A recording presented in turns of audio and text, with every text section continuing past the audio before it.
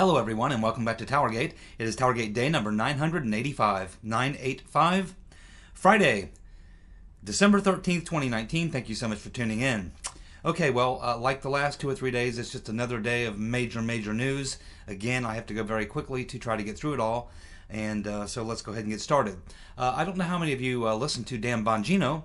I try to catch his show when I can, although, just because of when his show is on and when I work, it's tough, and I don't always have time to sit and listen to his entire podcast. I think it's like an hour, every day. But I did catch a segment of his show today, and he pointed out something I think is very intriguing. Now, I don't necessarily 100% agree with his conclusion, but the facts that he brought to light today are, as I said, very intriguing, worth considering. So if you don't listen to Dan Bongino, let me tell you what I'm talking about.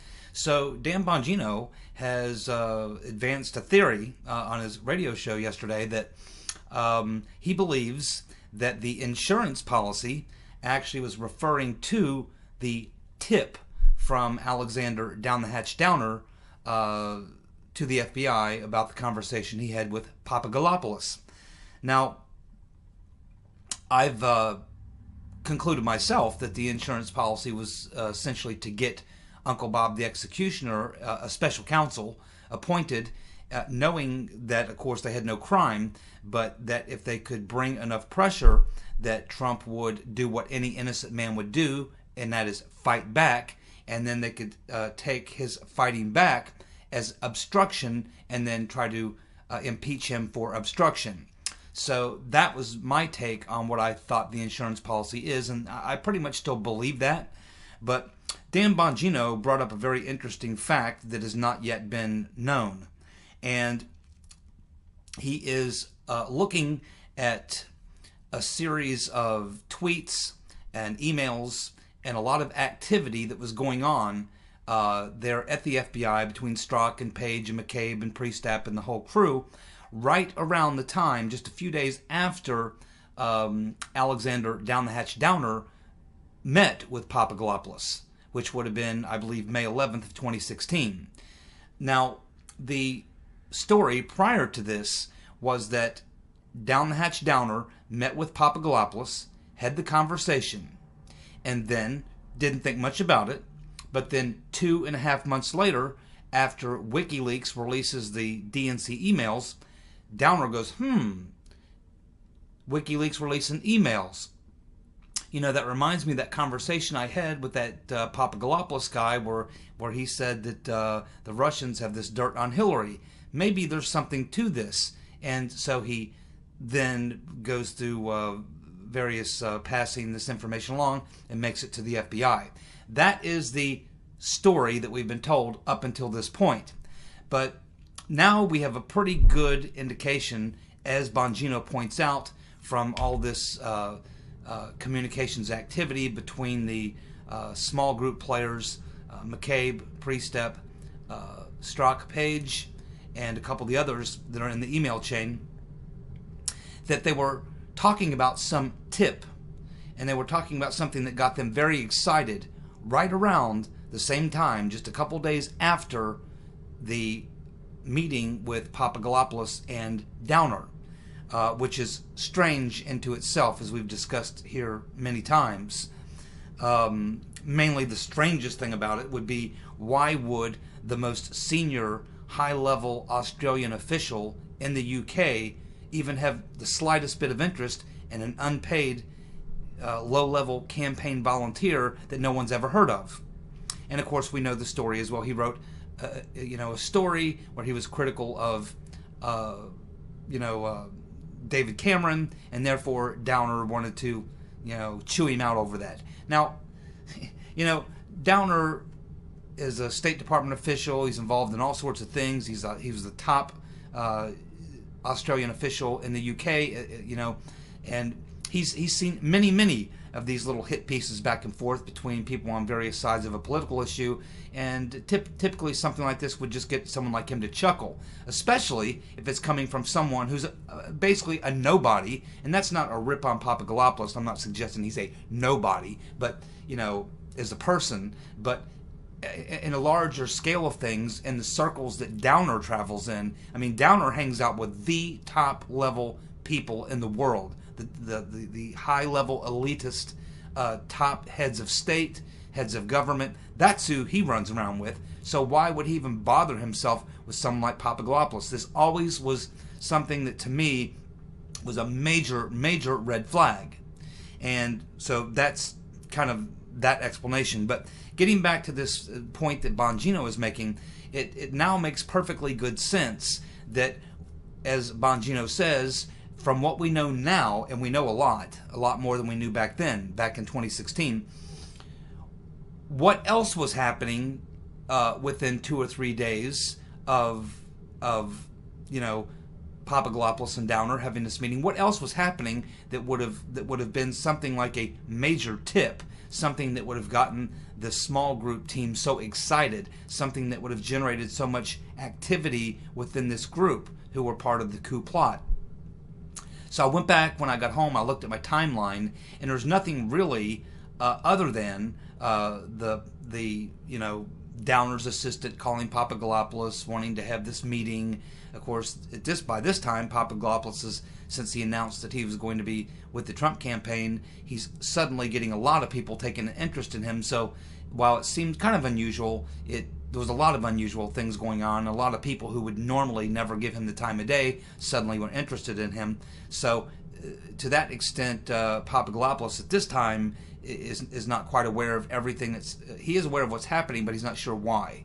So anyway, we go back and we look at the timeline, and there really was nothing that was happening, such as a hot tip or any major breaking news or any big breakthrough or anything like that. Nothing was really happening at that point. The primaries had pretty much ended. The general election was now pretty much beginning underway. And Hillary was still being shown as having more than a double-digit lead, I guess you'd say, 20-point lead basically at that time over Trump. No one was sweating it or anything like that. So there wasn't, anything really that you can think of that would justify something getting this small group team so excited. So it does make a lot of sense what Bongino is pointing out, that the only thing that was really happening in that week period of time when all this activity started with the small group getting excited about this tip and about things going on, that was the only thing that was really happening. But the official story says that the FBI didn't know at that time, within days of Papadopoulos meeting with Downer. They only found out 2.5 months later, on July the 24th, a couple of days after WikiLeaks releases the emails. But I agree with Papadopoulos on one thing.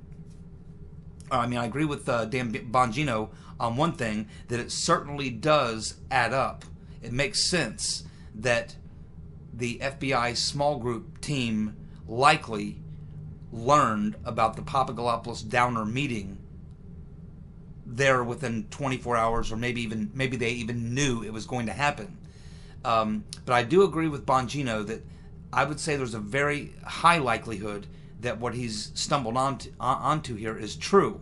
And Bongino also suggests that there is some sort of a document, an intelligence document, not something that Horowitz would have seen because it didn't come from the FBI or DOJ, but rather from an intelligence document that would suggest that in fact the FBI or certainly the CIA or intelligence would have known about the meeting when it happened on May 11th, not 2.5 months later. And of course we know that John Brennan, Mr. Potato Head, had constructed this multi-agency task force of which Peter's been stroking us was a part of. And we can assume possibly Lisa Page. And of course now they're talking about the secret society having this meeting and all these sorts of things. So I will go along with Bongino. I think he may be onto something here, that in fact we may learn that in fact the FBI, the group running the coup, Strzok, Page, McCabe, and all those, knew, if not within hours after Downer met with Papadopoulos, that had happened, but possibly knew it was going to happen because it was a setup. And so they didn't learn about it 2.5 months later. They either knew about it even before it happened or learned about it almost immediately after it happened. I think there is a very good probability that that is the case. So well done, Dan Bongino. That's a very, very, very good thing that he's unearthed. And I will be looking forward to the future when John Durham maybe presents us with that evidence from the intelligence community, or possibly private intelligence or private contractors, or wherever he may have learned that, maybe through some communications, I don't know. But I would say there's a high probability of that, and I'll be looking forward to learning if that's actually true. As far as whether or not that was the actual insurance policy, it's possible, but I still myself believe it was getting a special counsel to entrap Trump into an obstruction charge. But anyway, well done, Dan Bongino, and thank you for that excellent information.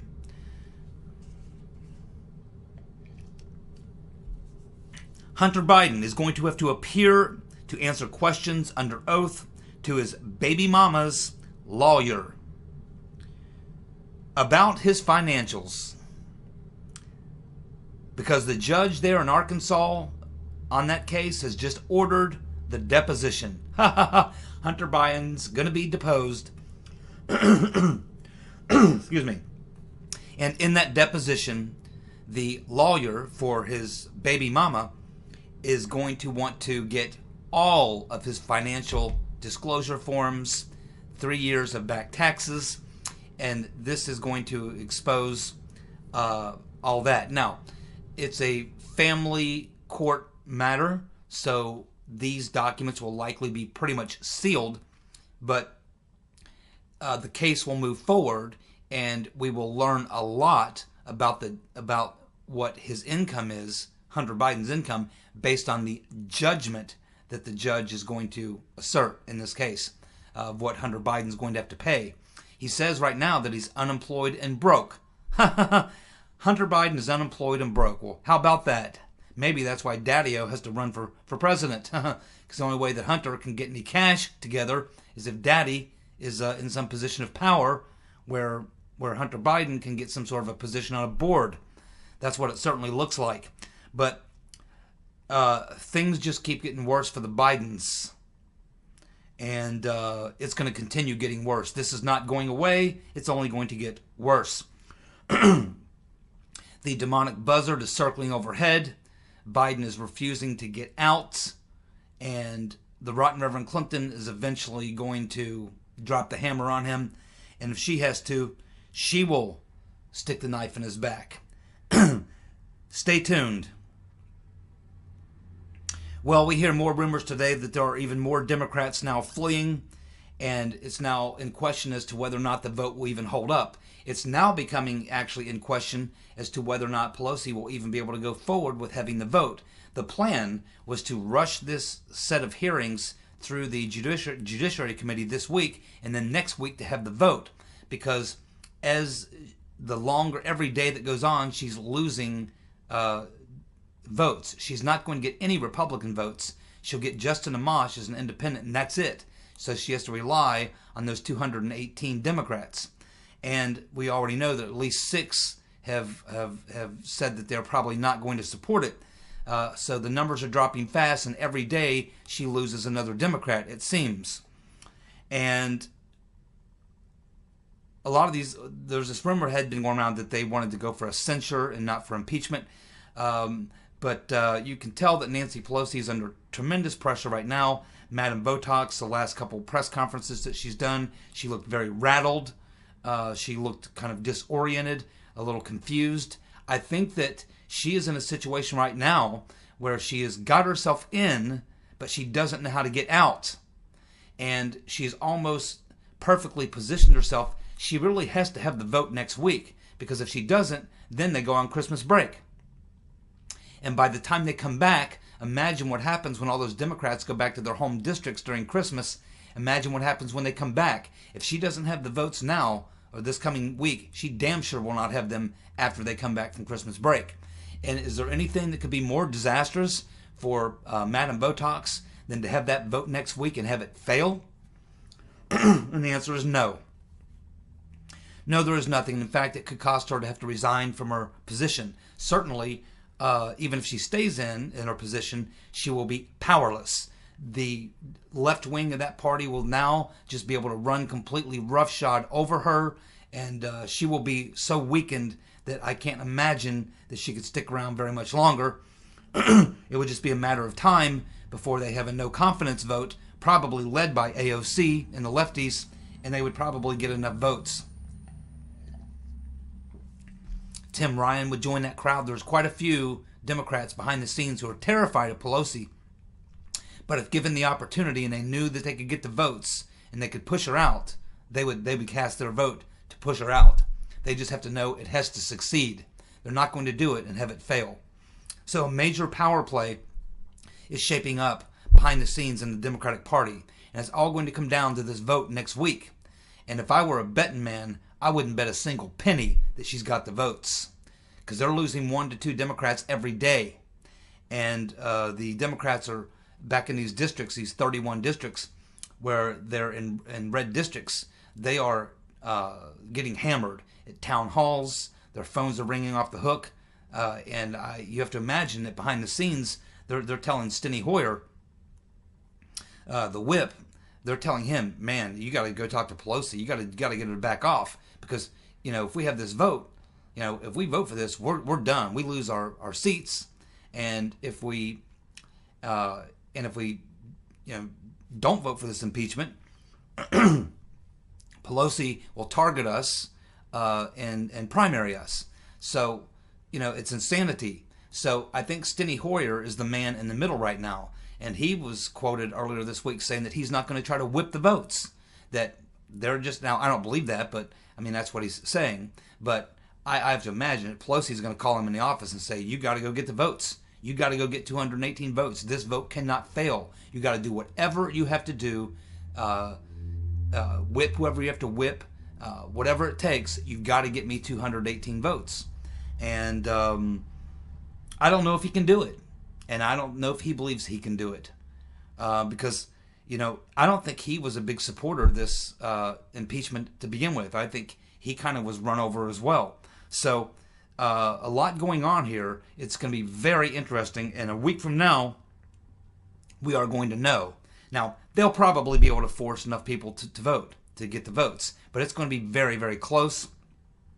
And either way, it's a massive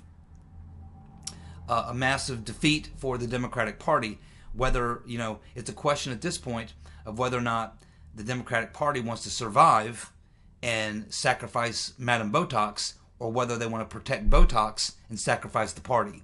That's the two choices they got. It's either Botox or the party. And what I mean by the party, I mean by losing in 2020 in a big way, not just the House, but losing the I don't just mean the presidency, but also losing the House of Representatives, which means Trump would have for his second 4-year term with a Republican House and Senate, and a hell of a mandate to go along with it, and probably would appoint another, at least one, maybe 2 more Supreme Court justices, and appoint probably somewhere between 200 to 300 more federal judges, pushing the number up close to 500 federal judges, and giving Trump, when he leaves office in 2024, a 7-2 court. That is the death knell for the Democratic Party, because they accomplish most of what they accomplish through the federal courts. That is the game right there. That's what's hanging in the balance. And by this time next week, by next Friday, we're going to know how that's all going to turn out. But here's the good news. We can't lose. Trump and Republicans and all of us, we can't lose on this deal. We win either way. We win either way. Pass it, get impeachment, it goes to the Senate. It's a disaster. Don't pass it. It's still a disaster. And it's a big win for Trump and all of us. We can't lose on this one, and it's a good feeling to have.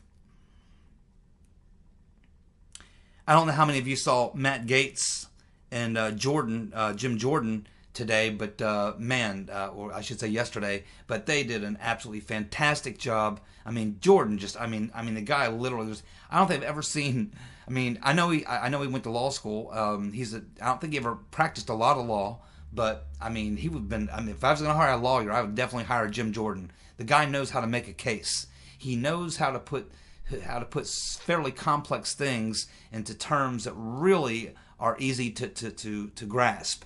And he's just man, he's a star. And when Trump leaves office in 2024, I will be supporting Jim Jordan for president. I can tell you that right now. I can tell you right now, I am backing Jim Jordan for president in 2024.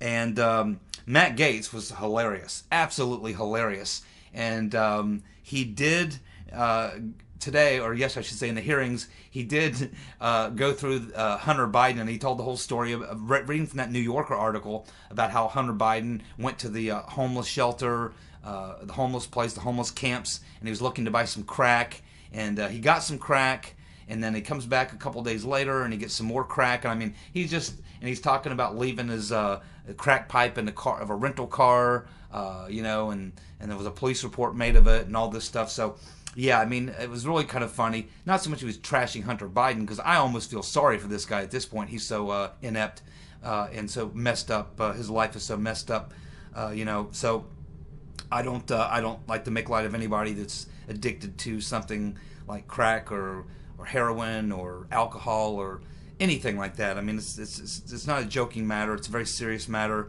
I've known people who have had these problems, and it's extremely sad. And I'm not making light of that. But in the case of Hunter Biden, here he is, this privileged kid. All he had to do was keep his nose clean and just try a little bit, and he would have been a very, very successful person. And he's had all this opportunity that none of us would ever have, and he's pissed it all away. And he is really a sad sack, and Daddy-O is pathetic as well. And I think he signed his political death warrant as well in the last couple of days. So very well done, Matt Gaetz and Jim Jordan, an excellent job. Now, here is some absolute bombshell information confirming what I have been telling you for a very long time, that I never really had any proof of it, but I believed to be true. And we're now learning today that the PP-Gate story, when they were trying to get the warrant with the PP-Gate story, they needed to try to get some corroboration. And so to get the corroboration, guess where they went to get the corroboration on the PP-Gate story? Sidney Blumenthal was the corroborating evidence for the PP-Gate story.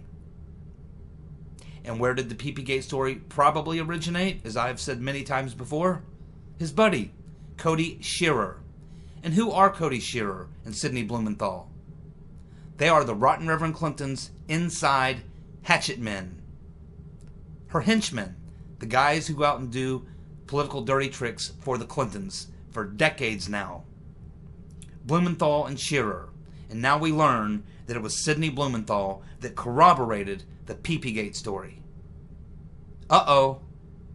I'm telling you, the more Durham digs into this, the more he's going to find the Rotten Reverend Clinton at every turn.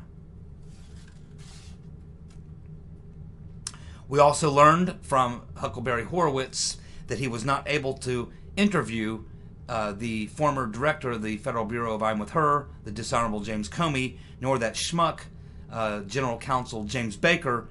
And the reason he was not able to interview either of them is because they both refused to have their security clearances reinstated so that Horowitz could question them, because what they're talking about is classified, and he would have needed to reinstate their security clearances, which they both had revoked. And he wanted to have that done, but Comey and Baker, the two cowards, to avoid testifying to Horowitz, refused to have their security clearances reinstated. But yet here's Comey going out here and talking like he's completely exonerated, yet he was too big of a coward, too big of a sissy, along with his buddy, General Counsel Baker, his lawyer, the two of them, too big of sissies to even sit down with Horowitz. So if they're too big of sissies to sit down with Horowitz, just imagine what it's going to be like when they sit down with Durham. Because he's not going to ask them about getting their security clearances reinstated. He doesn't need to. They are both going to federal prison, as I have told you before. Keep watching. We also had Louis Gohmert in the hearings 2 days ago, reading off a list of witnesses that they wanted to bring in to testify that they were not allowed to bring in, talking about the Republicans. And he dropped the whistleblower's name, the fake whistleblower. Now, he didn't say whistleblower Eric Sharamella, but he did say Eric Sharamella, along with a list of several other people that they wanted to call in as witnesses. So there we have Louis Gohmert dropping the name Eric Sharamella. Didn't describe him as the whistleblower, but did drop his name. Well done, Louis Gohmert. We had Doug Collins getting so ticked off in the hearings yesterday that after he finished making a statement he was making, he got up and walked out of the hearings. Well done. We also have now the New York Times and even Rolling Stone magazine, total Trump-hating publications, now admitting that the impeachment is a circus, a clown show is how they're describing it. Rolling Stone calling it a circus, New York Times calling it a clown show. That's how bad it is. Even the left-wing media is leaving the sinking ship, and I don't blame them. It's a loser. It's the Titanic and then some. It's the Titanic, the Lusitania, and the Minnow all at once. The USS Minnow. Yes, that's right. Well, we have the unwitting idiot James Clapper going on CNN and saying, well, yep, spying, well, yeah, I guess it does meet the literary definition of spying. What an idiot. He's also going to jail. Which is where it should have been a long time ago for that other lie he told about whether or not millions of Americans are being surveilled.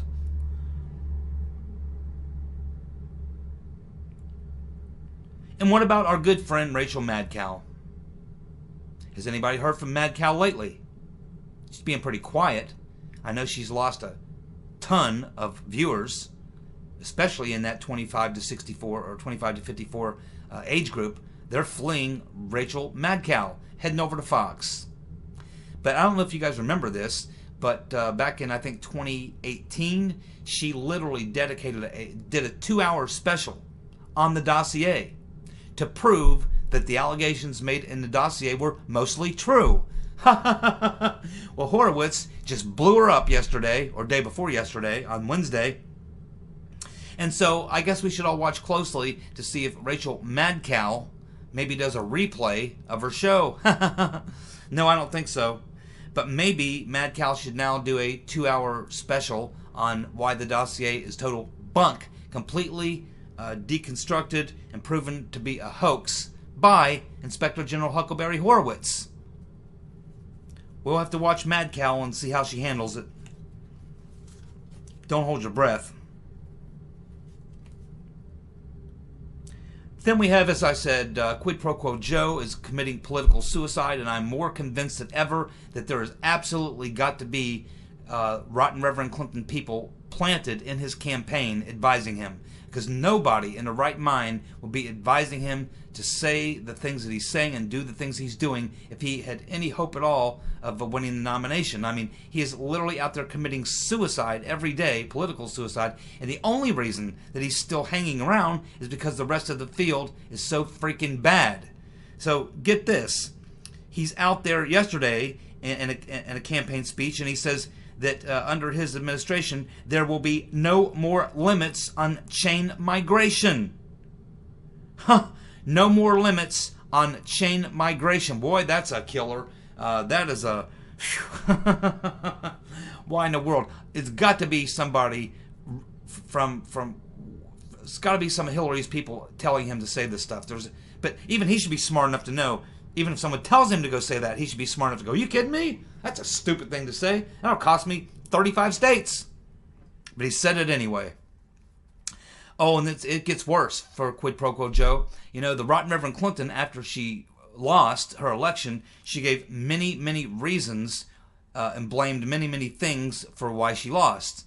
The only thing or person she didn't blame was herself. But she did say in the book that when she was asked, her number one biggest mistake that she made was the mistake that cost her the 3 states that ultimately won Trump the election, Pennsylvania, Wisconsin, and Michigan. And she said that it was when she said in a campaign speech that she was going to shut down the coal industry.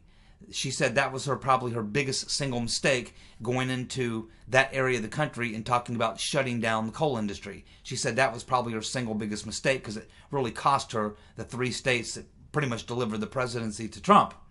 Now, I think there's a lot of other things, but there's no question that was a major, major, major bad decision on the part of the Rotten Reverend.